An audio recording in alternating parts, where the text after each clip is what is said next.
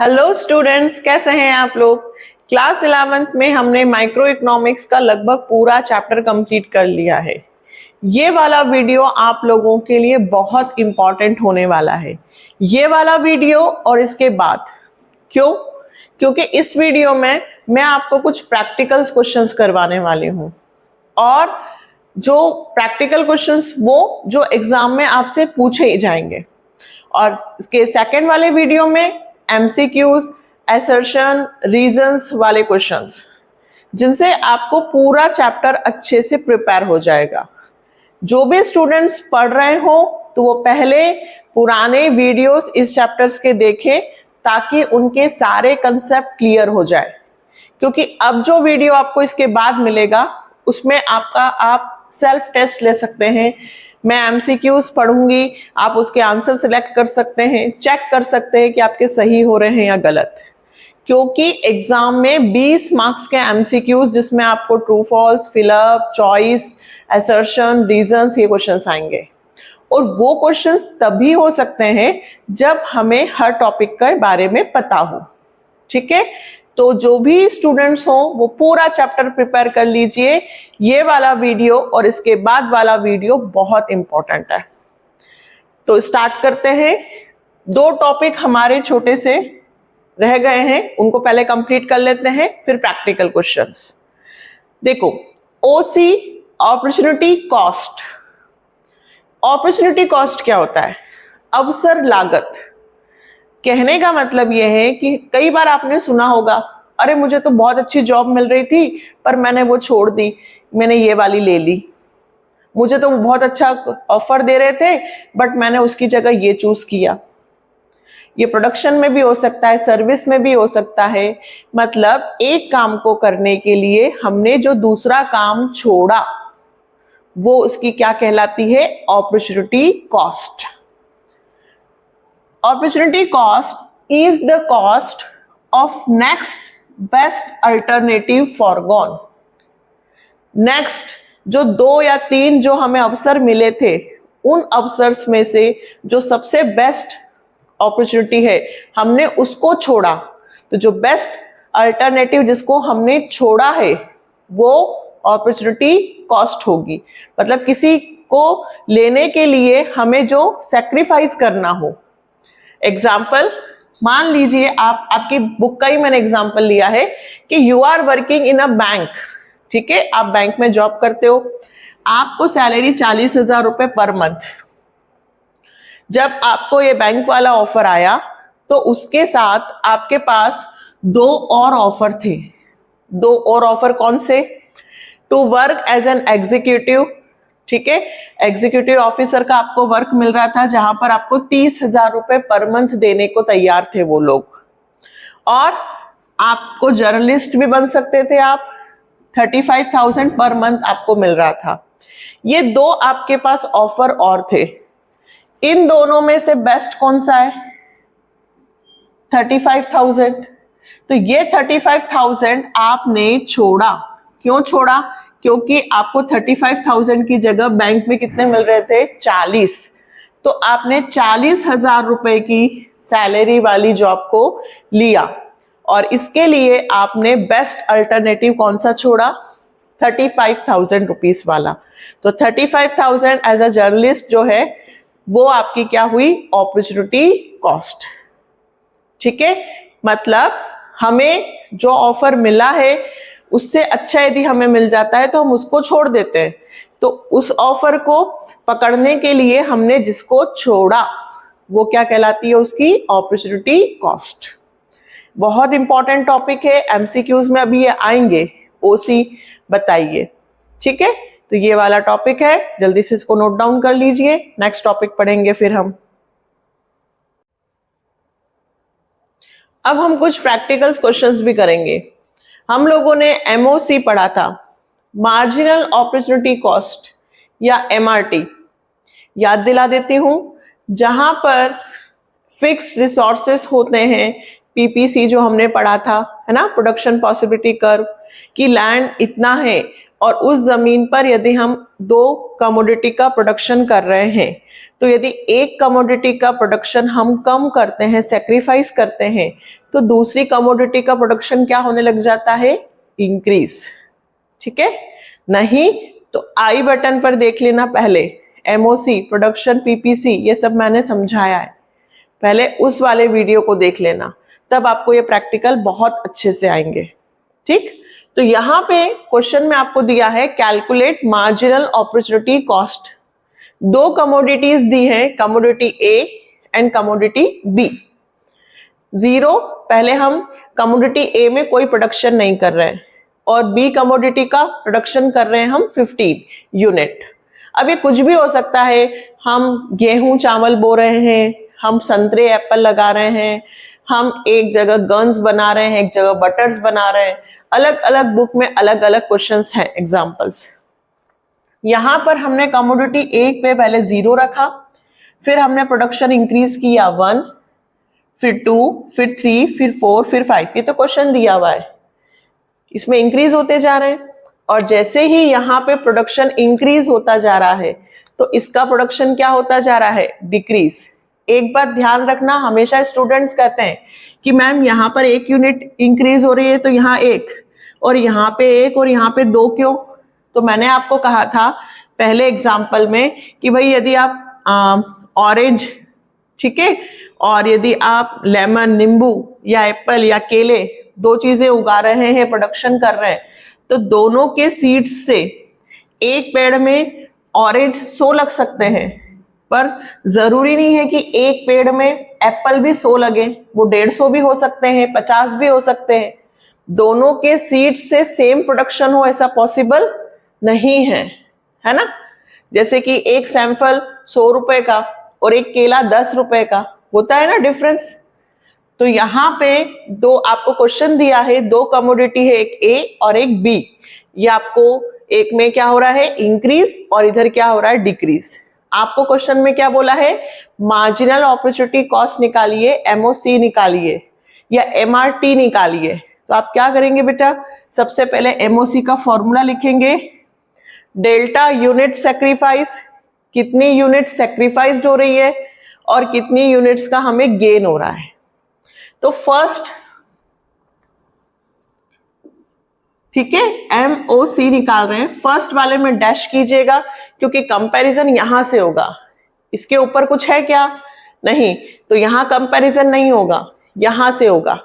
ठीक है, तो 15 से हम कितने पर आए, 14, मतलब हमने कितनी यूनिट का सैक्रिफाइस किया, 1, और इधर भी हम 0 से कितने पर आए, 1, तो इधर भी 1। ये फॉर्मूला लगेगा, डेल्टा यूनिट सेक्रीफाइस, तो सेक्रीफाइस किसकी हो रही है, बी कमोडिटी की, तो क्या फॉर्मूला अप्लाई करेंगे, delta B upon delta A. जो सेक्रीफाइस हो रही है, कम हो रही है, वो ऊपर, और जिससे गेन हो रहा है वो नीचे। तो 15 से 14, पहले वाले का हम चाहे तो यहां भी लिख सकते हैं 1 और इधर भी 1, तो इसका आंसर आएगा 1। यहां 14 से कितनी हो रही है, 12, तो 2, और यहां 1 से 2 तो 1 ही, यानी कि इसका आंसर 2 है। 12 से कितनी हुई, 9, मतलब 3, और इधर 2 से 3 1 ही, मतलब इसका 3 आएगा। फिर 3 से 4, 9 से 5, यहां सेक्रीफाइस 4 का हो रहा है, और यहां 5 से 0, डायरेक्ट पहले हम 5 यूनिट बना रहे थे और अब 0, मतलब सेक्रीफाइस कितने का हो रहा है, 5, और यहां 1। तो हमारा एमओसी कितना आया बेटा, 1 2 3 4 5। एमओसी कितना आया, 1 2 3 4 5। ठीक है, एमओसी इंक्रीजिंग ऑर्डर में है। जब इंक्रीजिंग ऑर्डर में होता है और आपसे पीपीसी बोलते हैं तो कॉनकेव शेप का आता है।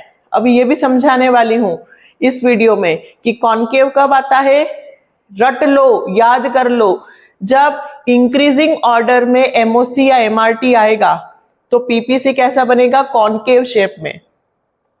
आज हम ये भी देखेंगे कि पीपीसी स्ट्रेट लाइन कब होगा और कॉन्वेक्स कब होगा। ये क्वेश्चंस आएंगे, लिख लीजिए। तो ये क्वेश्चन हुआ हमारा एमओसी निकालने का। अब एक क्वेश्चन मैं आपको देती हूं करने के लिए। ये रहा आपका क्वेश्चन, गुड एक्स और गुड वाई। कितनी कमोडिटी है? 2, गुड एक्स और गुड वाई। ठीक है, आपको निकाल के देना है मुझे MOC। क्या निकालना है? MOC निकालें, फाइंड करें, फिर मैं बताऊंगी, आप चेक करिएगा कि आपका सही है कि गलत है। 2 कमोडिटी है, एक गुड एक्स और एक गुड वाई। आपसे मैंने पूछा है MOC बताइए, फटाफट निकालो। सबसे पहले फॉर्मूला अप्लाई करना, हो गया होगा। अब इसमें सेक्रीफाइस कौन सा हो रहा है? 200 से 180। फर्स्ट में तो हम क्या करेंगे? डैश।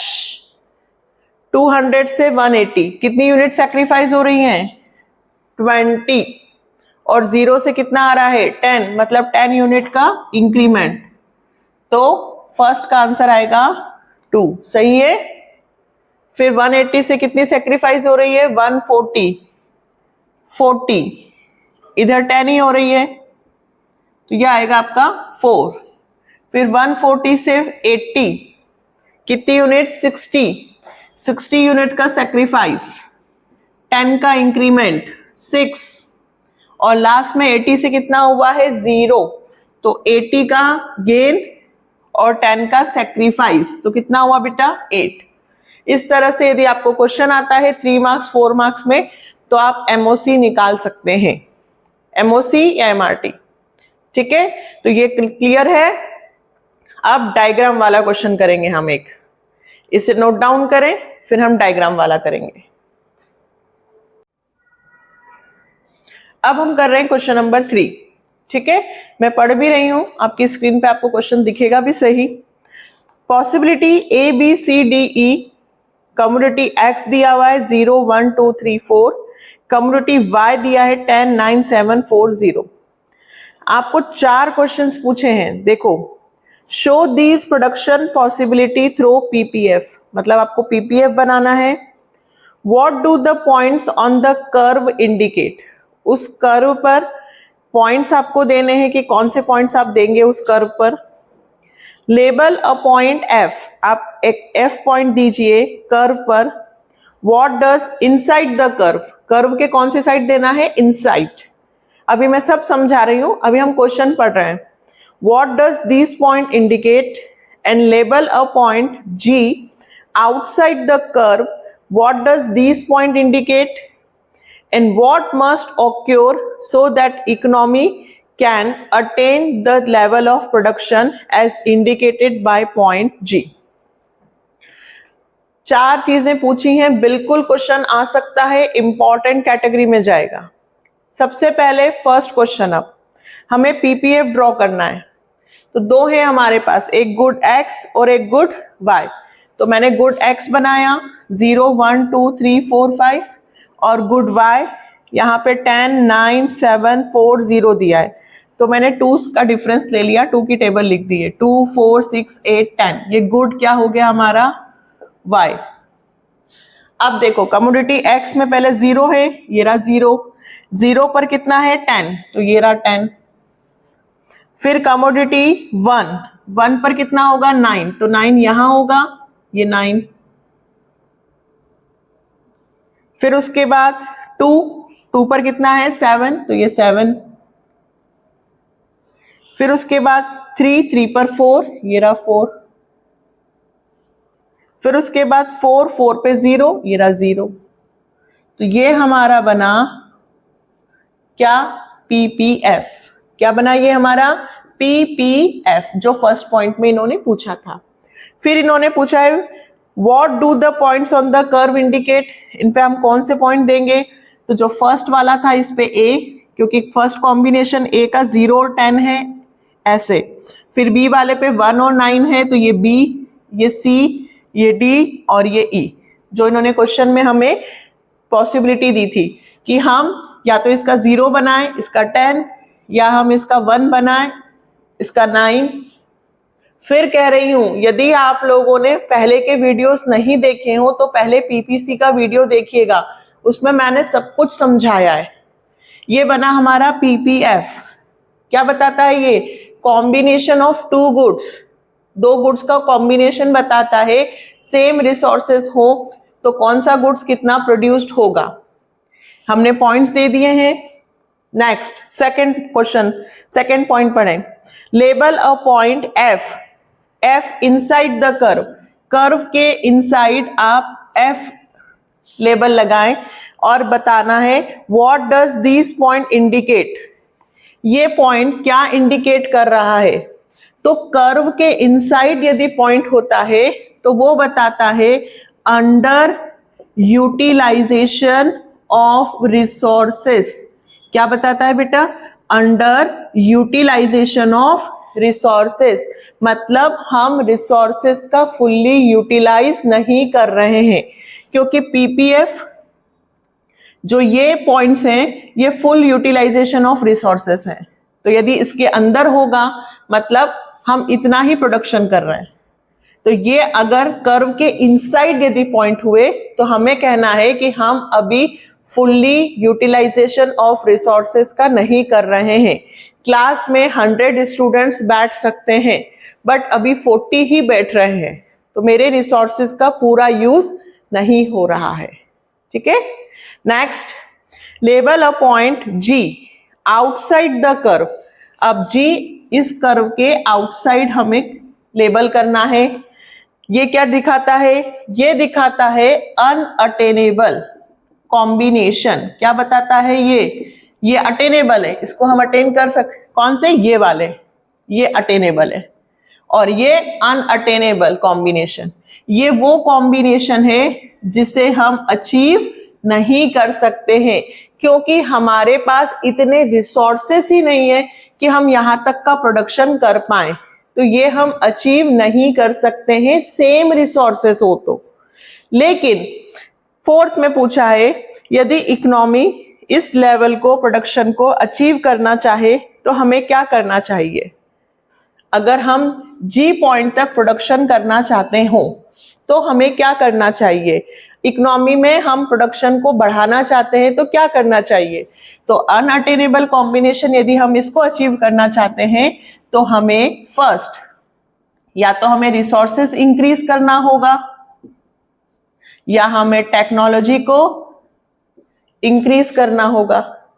हम अपनी टेक्नोलॉजी बढ़ा दें तो प्रोडक्शन यहां तक आ सकता है, हम रिसोर्सेस बढ़ा दें तो यहां तक आ सकता है। तो इसका आंसर होगा या तो हम रिसोर्सेस इंक्रीज करें या फिर हम टेक्नोलॉजी को अपडेट करें, बढ़ाएं। ठीक है, हो गया क्वेश्चन, अच्छे से इसको देखो।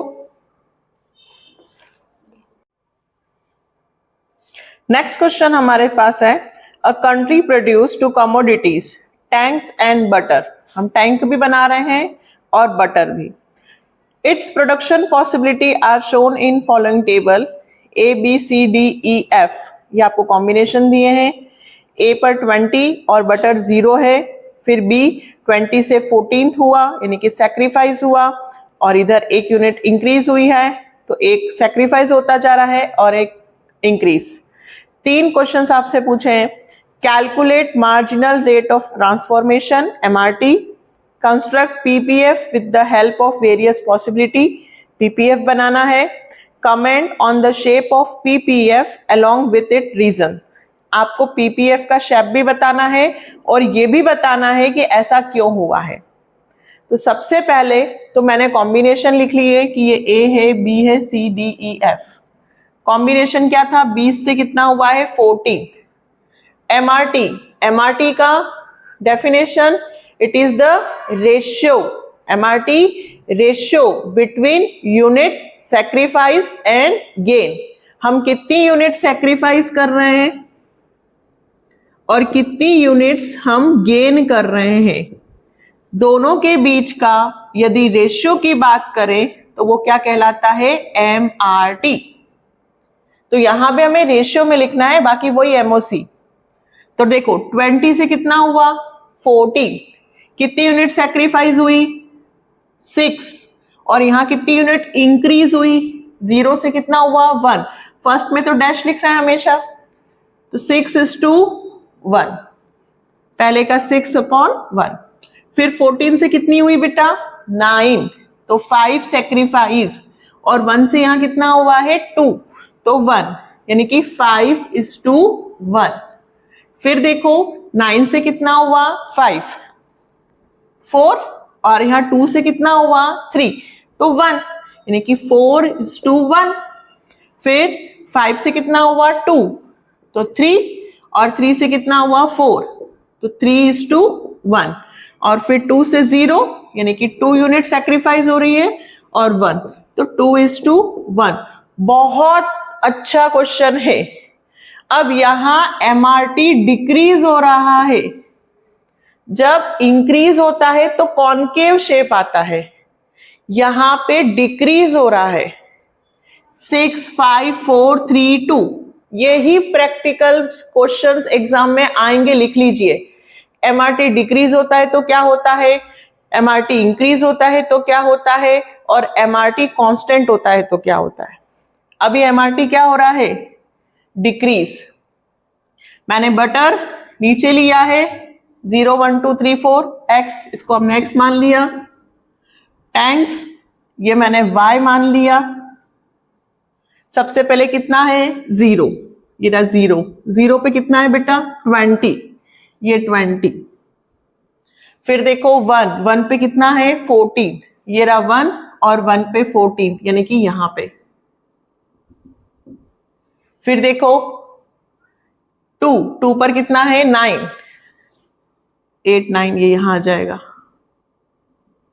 फिर 3, 3 पर कितना है 5, ये 3 पर 5 हो गया। फिर उसके बाद 4 पे 2, ये 4 पे 2 और फिर 5 पे 0। इसमें ऐसे बन रहा है। इसको कौन सा शेप बोलते हैं, कॉन्वेक्स टू ओरिजिन।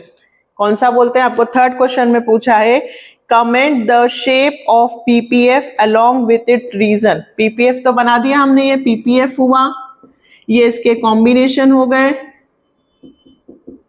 और ये कौन सा शेप कहलाएगा, कॉन्वेक्स।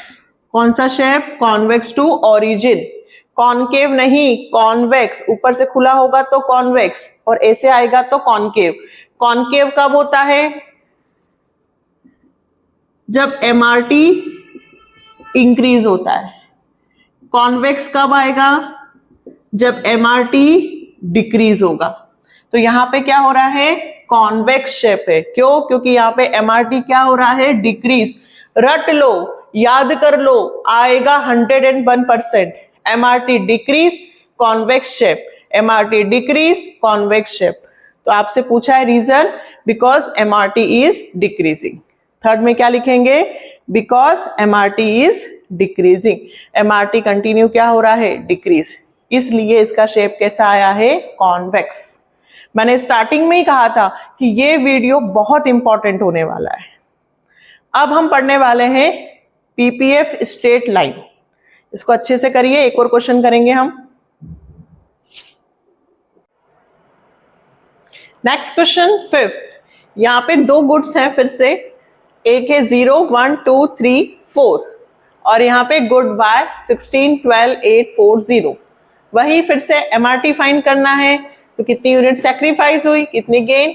तो पहले सैक्रिफाइस कितनी हो रही है 4 और गेन कितनी हो रही है 1, यानी कि 4:1। फिर 12 से कितना हुआ 8, तो वापस से 4, 1, फिर 8 से 4, 4, 1, फिर 4 से 0, 4, 1। मतलब यहां पे MRT जो है वो कांस्टेंट है, ना इंक्रीज हो रहा है और ना डिक्रीज। अच्छे से याद कर लो कि MRT यदि ना इंक्रीज हो ना डिक्रीज हो, कांस्टेंट हो, तो PPF का जो शेप होगा वो स्ट्रेट लाइन होगा। कैसा होगा बेटा, straight line, slope downward. Downward तो सभी कंडीशन में होता है, ऊपर से हमेशा नीचे जाएगा। पर तीन शेप की बात हो रही है, concave to origin, convex to origin और स्ट्रेट लाइन। यही इस चैप्टर में सबसे इंपॉर्टेंट है, जो बिल्कुल आता है। तो अब आपको कोई कंफ्यूजन नहीं है, यहाँ पे MRT कांस्टेंट है, तो यहाँ पे PPF का शेप कैसा होगा, स्ट्रेट लाइन। देखो अभी गुड x 0, 0 पे कितना है 16, 1 पे कितना है 12, 2 पर कितना है 8, 3 पर 4 और 4 पे 0। हो गया स्ट्रेट लाइन। तो यहां पे MRT कांस्टेंट था, जब कांस्टेंट होगा तो PPF का कौन सा शेप होगा, स्ट्रेट लाइन। पूरा चैप्टर का एक एक पॉइंट समझाया है मैंने। लास्ट बच रहा है हमारा पॉजिटिव इकोनॉमिक्स और नॉर्मेटिव इकोनॉमिक्स। इकोनॉमिक्स जहां पे एक सब्जेक्ट है जो डील करता है ह्यूमन बिहेवियर की, स्कैरसिटी की, रिसोर्सेस, ये सब हमने पढ़ा था। तो इकोनॉमिक्स जब इकोनॉमी प्रॉब्लम होती है तो जब हम उसमें बात करते हैं कि क्या कंडीशन है, what is, what was, what will be, क्या कंडीशन है, क्या कंडीशन थी और क्या कंडीशन रहेगी। आप स्टूडेंट हो, आपके मार्क्स 10 में से आज 8 आए हैं, कल वाले टेस्ट में 10 में से 6 आए थे, थोड़ा सा अच्छा, और कल 9 भी हो सकते हैं। या ये जो कंडीशन बात कर रहा है वो पॉजिटिव इकोनॉमिक्स की बात कर रहा है। नॉर्मेटिव, अगर आपने वर्क हार्ड किया, यदि दोनों टेस्ट की अच्छे से प्रिपरेशन जो पहले की थी उससे और अच्छी करनी चाहिए और अच्छा पढ़ना चाहिए, व्हाट ऑट टू बी, ऐसा करना चाहिए, तो आपको 10 में से 10 मार्क्स आ सकते थे। ऐसा करना चाहिए। आपके 11th में परसेंटेज 70 आए हैं, 12th में अच्छे परसेंटेज लाने के लिए आपको स्टार्टिंग से पढ़ाई करनी चाहिए। सजेशन, जब हम सजेशन की बात करते हैं तो वो कौन सी होती है, economics normative. Suggestion, judgement, normative economics. और पॉजिटिव जहां पे हम एक्चुअल डाटा की बात करते हैं। ठीक, तो हम इसका डिफरेंस एक बार पढ़ लेते हैं।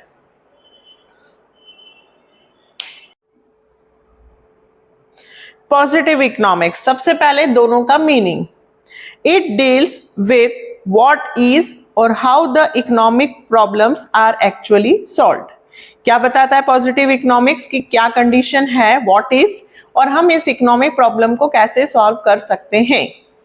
Normative economics, it deals with what ought to be और how the economic problem should be solved। जो प्रॉब्लम है उसको कैसे सॉल्व करना चाहिए, उसके लिए क्या कदम उठाने पड़ेंगे, what ought to be, should be।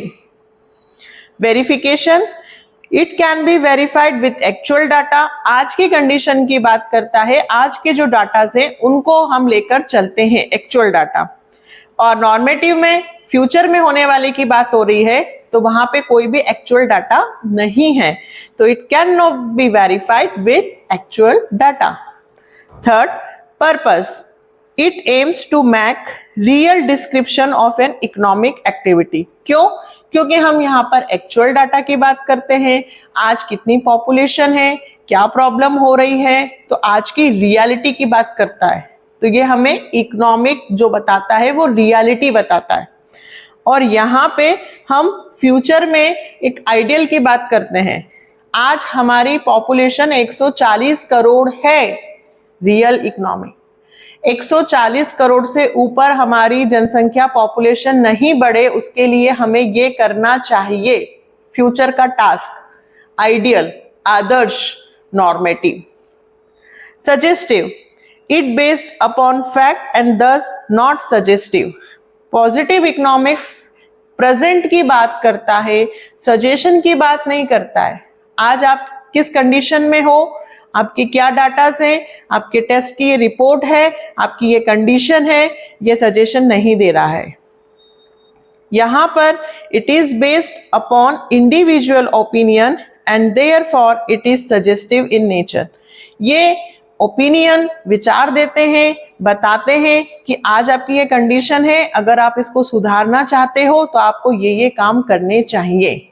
अगर आपके अभी टर्मिनल में 40% आए हैं, तो 80% बनाने के लिए आपको क्या क्या करना चाहिए? Normative economics. Value judgement, it does not give any value judgement, ये कोई हमें जजमेंट नहीं देता है, और ये हमें जजमेंट देता है कौन? नॉर्मेटिव। ये बताता है कि यदि आप ऐसा करेंगे तो आप ऐसा हो सकेगा, जजमेंट।